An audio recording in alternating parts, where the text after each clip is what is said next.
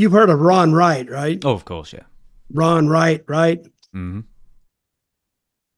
He was the big star of Smoky Mountain, Tennessee, because he'd been around there for years and years and years. And why he was able to get over so well is he never went on the road in another territory. He was just always around Knoxville, and the way that a lot of the outside promoters did when Nashville had its main office was this guy named John Kazanis.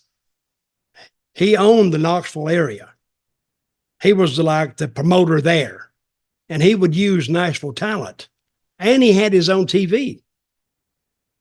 So, and Ron Wright would work for Kazanis, and Kazanis used him well because he's a local guy.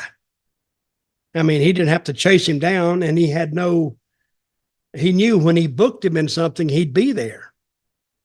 See, if you were using the talent out of Tennessee and out of Nashville, and it's about 300 miles away, well, a talent in Tennessee got pissed off at something and leave. Well, if the promoter in Knoxville had just used him there, well, he's just gone.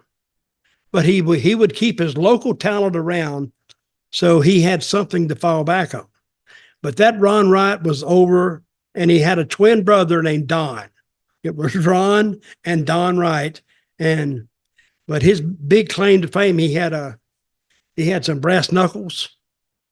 And what he would do right in the middle of it, he would carve like a little blade, and it would come up. So he could take it like this, pull the guy's hair back, and tap him with it.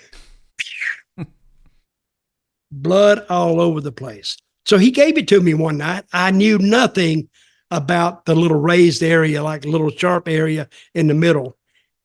And I hit my hand, and I still got a scar. I don't know if you can see it, but it's still. See that scar? Can you see it? Or any?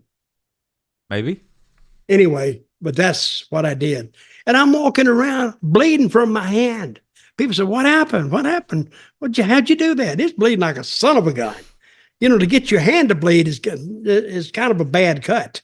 So, but I didn't tell anybody that I took Ron Wright's gimmick knucks and hit myself and like bladed myself. So I think they would think, well, what an idiot. He didn't know.